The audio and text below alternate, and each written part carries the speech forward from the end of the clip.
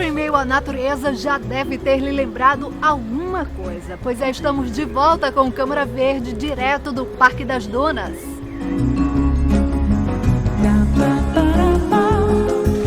Falar sobre o derretimento das geleiras, sobre os chineses utilizando aquelas máscaras por causa da poluição, pode até parecer uma coisa distante, né? Pois é aí que todo mundo se engana. Isso porque o aquecimento global, como o próprio nome diz, tem efeitos no mundo todo. E nós não estamos a salvo desse processo, não.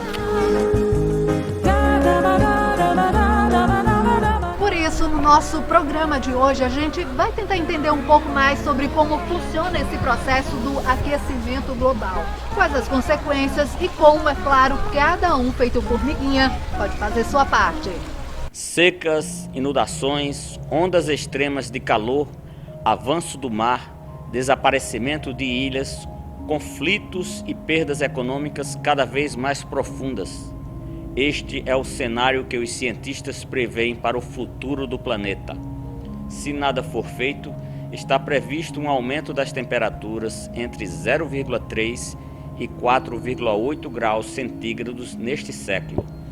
O nível dos oceanos aumentará entre 26 e 82 centímetros neste mesmo período. Os cientistas querem reduzir a zero as emissões de gases que provocam efeito estufa até 2100. A cúpula do clima, formada por 120 chefes de Estado, defende a redução do desmatamento pela metade até 2020 e a redução total na década seguinte. Se alcançarmos estes índices, a redução dos gases tóxicos será significativa. 8 bilhões de toneladas de CO2 deixarão de ser lançados na atmosfera. O número corresponde ao equivalente à retirada de 1 bilhão de veículos das ruas. O Brasil, dono da maior floresta tropical do mundo, surpreendeu e não assinou esse acordo de desmatamento. Na prática, a população brasileira pode perceber que esses efeitos já estão acontecendo no Brasil. A seca, que era uma constante no Nordeste, agora atinge também o Sul, o Sudeste e o Centro-Oeste. A falta de chuva em São Paulo é o maior exemplo. As inundações se tornaram constantes nas grandes cidades e o avanço do mar já pode ser sentido em todo o litoral brasileiro. Aqui no Rio Grande do Norte, o mar tem avançado em várias praias do nosso litoral, inclusive em Natal, nas praias de Areia Preta e Ponta Negra. Verões mais quentes, invernos mais prolongados. As mudanças no clima são sentidas por todos. E aqui no Rio Grande do Norte, que tem boa parte da costa banhada pelo Atlântico, dá para se perceber bem isso com o avanço do mar. A cada dia a faixa de terra fica menor. E quem vive na praia há bastante tempo sabe disso. Gênesis Arruda trabalha em Ponta Negra há 16 anos e fala das mudanças que ocorreram por aqui nesse tempo. Se vocês observarem aqui na praia, por exemplo, o local onde eu estou aqui, antigamente era onde a gente colocava nossos carrinhos. E daí depois a gente armava e colocava as cadeiras. Então, com o avanço do mar, houve uma grande atingiu até o calçadão, onde toda essa areia aqui foi retirada. Se você observar, essa areia aqui é uma areia dura, que é uma areia onde o mar já chegou e ela se torna uma passagem já dos pedestres. Aqui em Ponta Negra, o mar avançou tanto que a prefeitura teve que fazer essa obra de enrocamento para evitar que a água do mar invadisse o calçadão e a pista. O problema se repete na praia de Areia Preta, zona leste de Natal, e em outros pontos do litoral do estado Potiguar. A zona costeira do estado do Rio Grande do Norte possui 410 quilômetros de extensão, constituída de praias arenosas e falésias ativas, que a cada dia diminuem com o avanço do nível do mar e a ocupação irregular do homem.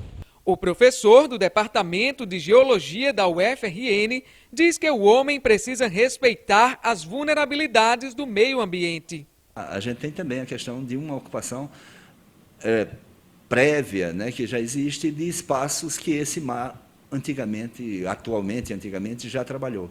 Então, essa chamada ocupação inadequada, então, é uma causa para que é um elemento importante para a gente sentir tantos efeitos desta elevação. Como nós, em vários momentos, por exemplo, na Silvio Pedrosa, na própria via de Ponta Negra, na Erivan França, no Calçadão, nós ocupamos espaços do domínio de trabalho da água do mar. O professor cita a capital da Paraíba, João Pessoa, como um bom exemplo. Lá, a faixa de terra, ao invés de ser ocupada com construções, foi utilizada para espaços de recreação. Essa conjugação da ocupação por moradias, atividades comerciais, industriais e por aí vai, e mais a questão do próprio trânsito do banhista, né? Então isso denota claramente esses processos em evolução.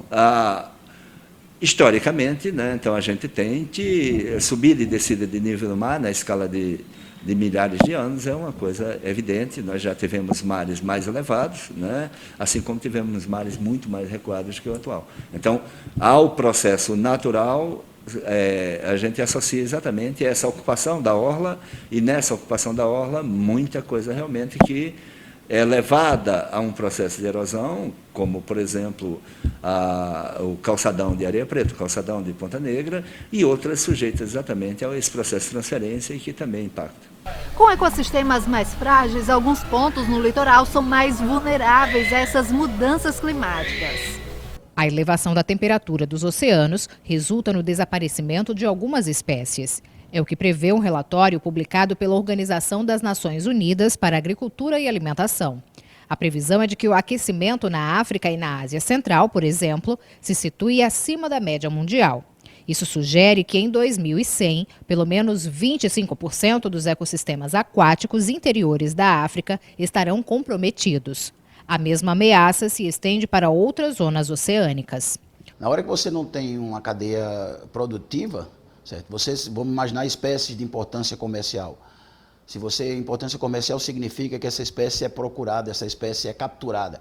Aí você tem sobrepesca. Sobrepesca é o maior agente de diminuição de estoques pesqueiros. Se você não tem reprodução que possa acompanhar essa sobrepesca, que possa repor, consequentemente você vai chegar no risco de extinção, até chegar extinta. A pior coisa do mundo é quando uma espécie, eu vejo muito sempre o livro vermelho das espécies em extinção, e principalmente no capítulo de peixes, que é a minha área, eu começo a me preocupar quando a garopa está lá em risco de extinção. Puxa vida, com a gente quem comeu uma garopa sabe que do sabor e da importância que esse peixe tem na culinária, e colocar ela lá como risco de extinção. Até na manutenção, não é no próprio ecossistema. Como você pegar uma cioba, no futuro um vermelho, um pargo, certo? São espécies que a gente está acostumado a lidar aqui e vê a cada ano diminuindo o seu estoque, certo? Então isso tem a ver, a reprodução, o aquecimento, são peixes que se alimentam na cadeia alimentar dos arrecifes. As altas temperaturas afetam os corais considerados maternidades marítimas, pode trazer mudanças na fisiologia dos peixes e nos ciclos reprodutivos e também na distribuição das espécies. Isso significa prejuízos à pesca e à aquicultura e traz impactos socioambientais. Corais são verdadeiras maternidades, são locais onde se alimentam, se abrigam um número infinito de espécies que estão ali na cadeia alimentar. E isso aí, com certeza, essa elevação da temperatura nos corais, há estudos que comprovam isso. Então, você diminuindo o número de peixes recifais, você diminuindo espécies da cadeia alimentar, consequentemente, você está reduzindo estoques pesqueiros associados à sobrepesca, à reprodução, enfim. Arrecifes que não têm vida, certo? Sem algas, sem corais, sem nada, são conjuntos habitacionais abandonados. Então, consequentemente, você vai ter aí um problema muito sério de reposição de estoques. E isso, aquilo que você tira e não repõe, o que acontece? Acaba. Então, o risco de extinção é grande. Depois do intervalo, você vai ver como a mudança de temperatura influencia na vida dentro dos oceanos, o que inclui aí o nosso Atlântico. E ainda vai ver algumas dicas para minimizar o impacto da nossa existência na natureza. A gente volta já em 2 minutinhos.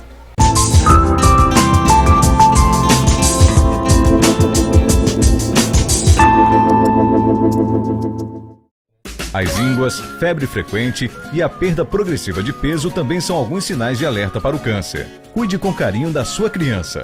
Fique atento a estes sinais e leve o seu filho ao pediatra para maiores detalhes. Lembre-se, na cura do câncer infanto-juvenil, quanto mais cedo melhor. Uma iniciativa da Casa do Val Paiva.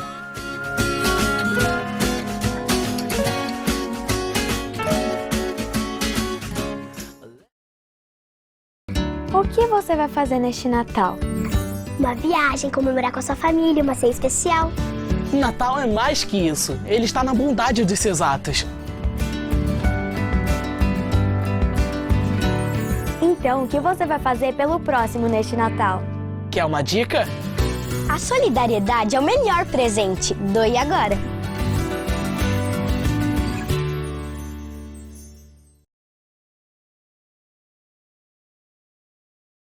A leucemia é um tipo de câncer bastante comum em crianças.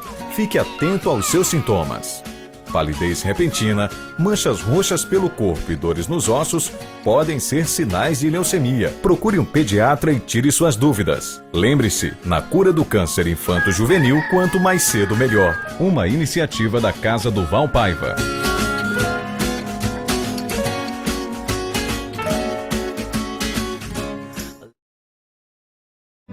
O que você vai fazer neste Natal? Uma viagem? Comemorar com a família? Uma ceia especial? O Natal é mais que isso. Ele está nos seus atos de bondade. Então, o que você vai fazer para o seu próximo neste Natal? Quer uma dica? A solidariedade é o melhor presente. Doe agora.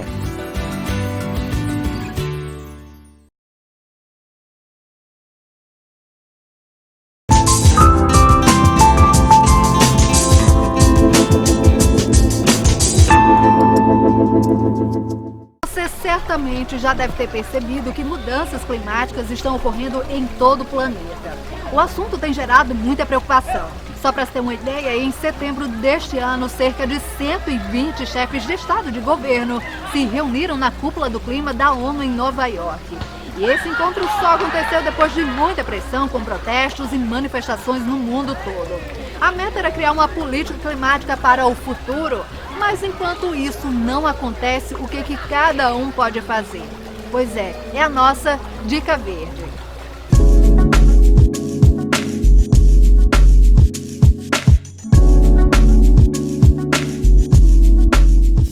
Você já deve ter percebido as mudanças climáticas que estão ocorrendo no planeta. O assunto tem gerado muita preocupação. Só para você ter uma ideia, em setembro deste ano, cerca de 120 chefes de Estado e de governo participaram de uma reunião extraordinária da Cúpula do Clima das Nações Unidas em Nova York. E esse encontro só aconteceu depois que milhares de pessoas em vários países realizaram manifestações pela proteção climática. E sabe qual foi o assunto? Criar a política climática para o futuro. Mas enquanto essa política não sai do papel, eu e você podemos ajudar o meio ambiente. Como? Dá uma olhada nessas dicas. Deixe o carro na garagem, vá de bicicleta, a pé ou combine carona com os amigos, colegas de trabalho ou escola. Na hora de comprar um carro, escolha um modelo que gaste menos combustível. Faça revisões periódicas no seu veículo para reduzir a emissão de poluentes. Não desperdice energia elétrica. Dê preferência a eletrodomésticos mais econômicos. Plante árvores nativas e cuide delas. Elas são aspiradores naturais de gás carbônico. Você pode até achar que a sua boa ação é pequena demais diante da imensidão do mundo, mas pare para analisar. A empresa de pesquisa agropecuária do Rio Grande do Norte, a Imparme, constatou que de outubro para cá, a temperatura em Natal subiu em média meio grau. Segundo medições, a temperatura média é de 29,3 graus, mas em alguns dias se aproxima dos 30. Um calorzinho a mais que você tem sentido nos últimos dias, definitivamente não é só impressão. Então, faça a sua parte e convide as pessoas próximas a você a se engajarem nessa campanha contra o aquecimento global. Essa foi a nossa Dica Verde. Eu espero que você tenha gostado. Até a próxima e seja consciente.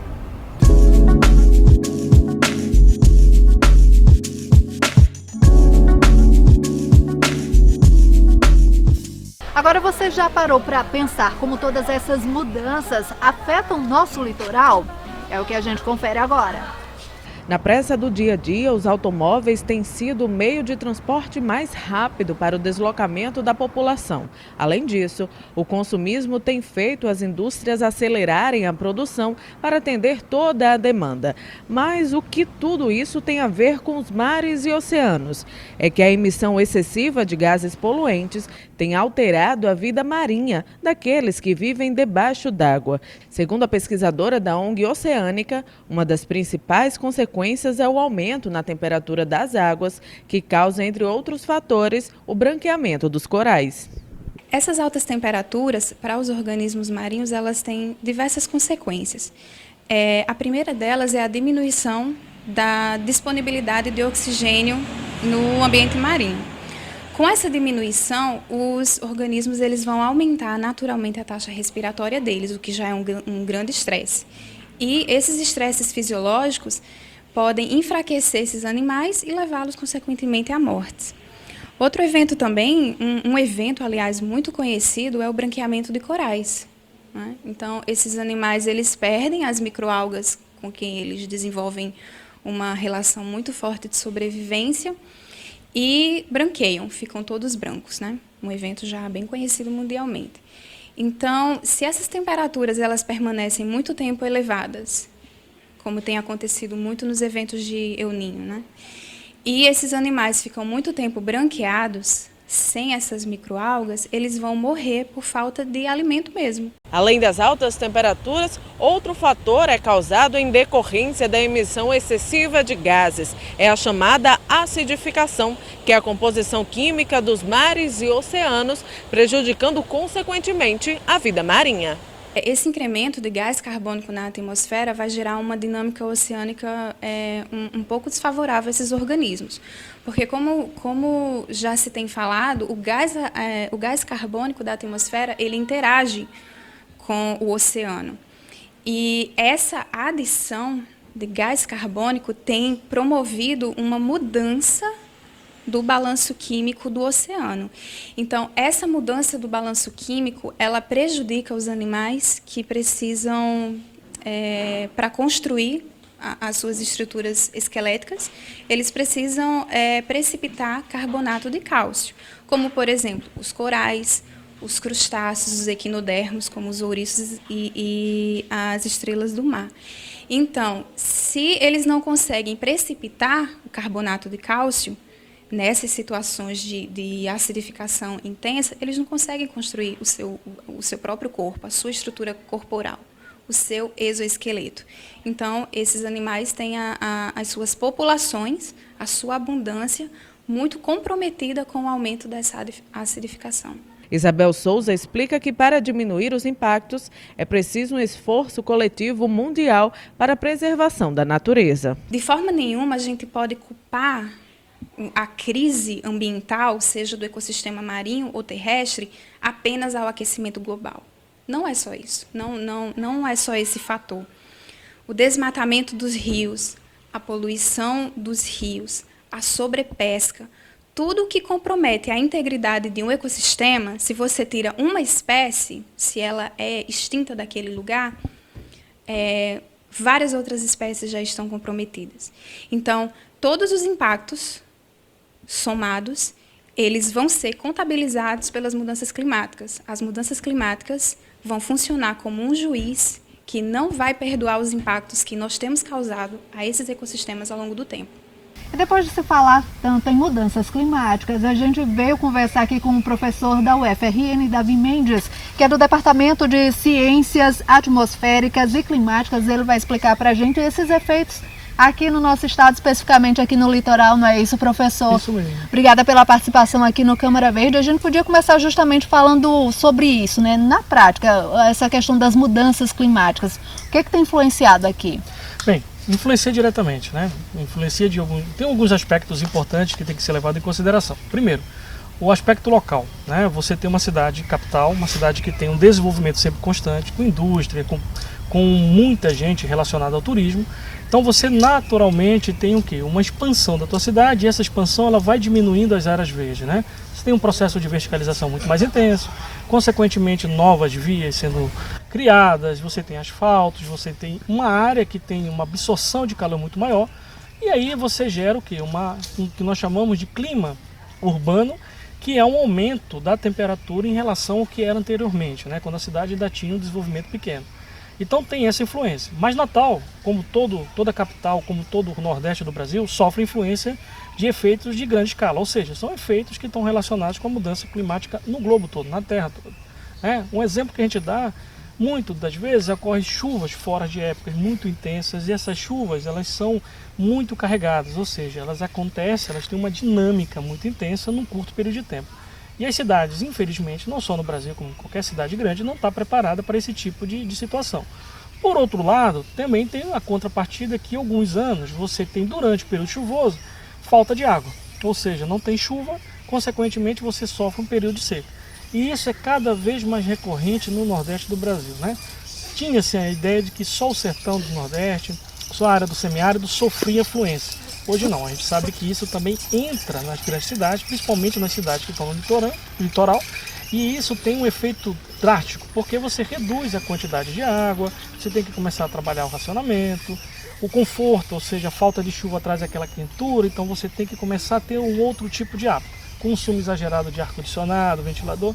Então isso leva a uma mudança que nós chamamos climáticas globais, né? Mas que na verdade são locais. Uma cadeia, né, professor? Você fica mais quente, o pessoal acaba usando mais energia, acaba, né, tirando mais recursos da natureza. Justo, isso mesmo. E o Brasil tem um grande agravante, né? Nós produzimos, a maior massa elétrica do Brasil, ela é hidroelétrica, ou seja, relacionada à água.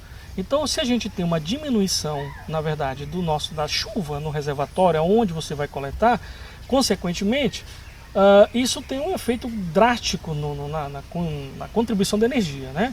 Fora isso, como você mesmo falou, a gente tem um hábito, né, talvez um mau hábito de, quando está muito quente, ir para um local que esteja mais brisa, então um ar-condicionado, um ventilador. Você se tranca em casa, hoje com o poder aquisitivo que nós temos é mais ventilador, mais barato, ar-condicionado. Então o que acontece? Você acaba consumindo mais e sem olhar que a matriz energética está diminuindo. Por que ela está diminuindo? Porque não chove, consequentemente, para manter esse conforto que a gente tem e a cidade funcionando, a gente precisa consumir mais energia. Falar em chuva no período da Copa, né? Recente, sim, que teve aqui em Natal, choveu muito. Foi fora do normal, realmente? Na verdade, o período chuvoso no Nordeste do Brasil e no litoral, onde a gente está, é um período que vai desde junho até final de agosto. O que acontece é que a grande quantidade de chuva que aconteceu naquele período, né, entre os dias 15 e o dia 20 de junho, ele foi realmente relacionado a um tipo de evento que acontece, mas esse evento estava muito forte, ou seja, ele estava fora do seu aspecto normal, ele estava muito grande. Então aquele volume de água que aconteceu, que choveu em Natal, é um volume muito além da média do mês, né? Para você ter ideia, em 5 dias choveu quase 2 vezes mais do que era previsto para chover no mês de junho de 2014. Ou seja, você tinha uma grande quantidade de chuva num curto período de tempo. E aí a cidade não estando preparada, a gente acaba tendo a situação que aconteceu. Professor, se fala em questão de mudança climática no mundo inteiro, né? Não é só aqui. Há uma certa resistência da indústria, assim, de maneira geral, né, em admitir que é preciso, né, colocar um pouco o pé no freio, repensar a maneira de produção, né, as matrizes energéticas. Poucos países, né, aderiram a assinar protocolos para reduzir a emissão de gás carbônico, por exemplo. Isso, na verdade, existe, claro.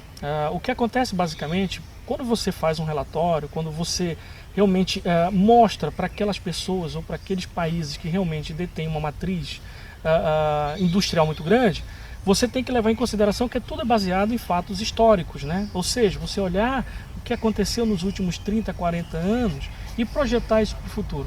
Claro, há uma certa, digamos, reticência em relação a melhorar ou a diminuir a quantidade de gases do efeito estufa na atmosfera, em função de você estar diretamente mexendo com a indústria. Isso mexe com o capital econômico de cada país. Então são poucos realmente os países que aderem a esse tipo de protocolo. Os poucos, infelizmente, que aderiram, alguns não cumpriram, né? Metas, principalmente alguns países europeus que aderiram àquele protocolo de Kyoto na década de 90 e que, infelizmente, por ter uma economia sempre crescente, tiveram que realmente hoje alertar dizendo, olha, não foi possível a gente chegar àquela meta. Pelo contrário, nós não diminuímos, nós aumentamos a quantidade de gases do efeito estufa na atmosfera. Professor, Natal é uma cidade litorânea, né? A questão do avanço do mar é algo que tem sido pesquisado também? É algo a se preocupar? Olha, como toda cidade litorânea, é preocupante. O que acontece é o seguinte, quando você tem um aumento da temperatura do mar, consequentemente você tem expansão da água, né? E o que está acontecendo é uma contrapartida da atmosfera com o oceano, né? A atmosfera está sendo aquecida e o oceano sofre essa influência. Então a gente tem hoje locais que há 30 anos atrás não tinham casas, tinham hotéis, e hoje praticamente as ondas chegaram e derrubaram, né? A gente teve um caso aqui em Ponta Negra recentemente, há 2 anos atrás, e que isso é um reflexo de que o mar também está sofrendo uma agressão, né? A gente fala também de mar, a gente fala que o Ártico está derretendo, né? E isso é na verdade, uma simples conta, né? Se você tem uma região de gelo e o gelo está derretendo, esse gelo vai para onde? Essa água desse derretimento vai para o mar. E o mar começa a ter um contrabalanceamento, né? Ele começa a agredir uma outra região, não necessariamente aonde ele está sendo agredido. Então é uma cadeia. Essa cadeia que pode acontecer lá no Ártico, pode ter um efeito secundário aqui no Brasil, aqui no Nordeste do Brasil. Então é sempre preocupante. Professor, há pequenos gestos que podem contribuir assim, né, para diminuir um pouco esse efeito, né? Cada um em casa eu sozinho não consigo nada. Há alguma coisa que você possa fazer, né, cada um de maneira isolada, que possa ajudar? Sim, olha, eu costumo dizer para alguns alunos que me perguntam, professor, como é que eu posso fazer em casa? Simples. A gente consome energia, como a gente deu o exemplo anteriormente, né? Hoje em dia, claro, todos nós temos tecnologia, né? Criança de 8, 9 anos tem um Facebook, então ele tem um computador. O pai quer assistir um jogo, a mãe quer assistir uma série. Então o que acontece? Cada um tem um cômodo da casa. Então é energia que você gasta, né? Então o que eu costumo dizer é o seguinte, concentre a família, faça mais programas familiares na frente da televisão, num cômodo só. E saia desligando os outros, né? Porque queira ou não queira, você está diminuindo o seu consumo, né? Se a gente tivesse cada família pensando dessa maneira, 1 hora por dia, a gente teria uma redução de aproximadamente 30% do consumo diário de energia numa cidade grande. Então a gente tem que começar a pensar que é necessário esse tipo de conscientização, né? É menos, ou seja, você diminui a carga de eletricidade, consequentemente aquela hidrelétrica ela não vai consumir tanta energia, ela não vai consumir tanta água. Outro exemplo simples que a gente também dá, e aí está também diretamente relacionado a um pouco mais da educação que se tem, né? Por exemplo, nós temos hoje a coleta de lixo seletiva, né? Os países desenvolvidos já fazem isso de uma maneira ampla há mais de 10 anos. A gente tem que começar a ter esse tipo de visão também no Brasil, né? Principalmente nas grandes cidades. Não deixar você jogar lixo no meio da rua, não acumular durante um determinado período, fazer a seleção do tipo de lixo. E isso traz, o que isso traz, né? Quando você faz a seleção, você já sabe para onde vai ter o processo de reciclagem, né? Plásticos, papéis, e isso diminui a agressão. Ou seja, como é que isso diminui? Aonde eu vou depositar esse meu lixo, né? Eu hoje tenho lixões à beira da cidade que são verdadeiras cidades, né? Pessoas que estão ali morando para ter o consumo. Você desenvolve, né? Isso. E fora que você está agredindo não só a atmosfera, como também a superfície da Terra. Então isso influencia diretamente no clima. Então cada um toma responsabilidade para si, que possa né? ter um pouco de responsabilidade e que a gente possa educar mais os nossos filhos nesse tipo de situação. Muito bem, então professor Davi Mendes, que é do Departamento de Ciências Atmosféricas e Climáticas da UFRN, muito obrigada pela sua participação aqui com a gente. É isso então, com essa conversa a gente encerra essa edição do Câmara Verde. Mande seu e-mail para a gente com sugestões. É tvcâmaranatal@yahoo.com.br. Até a próxima.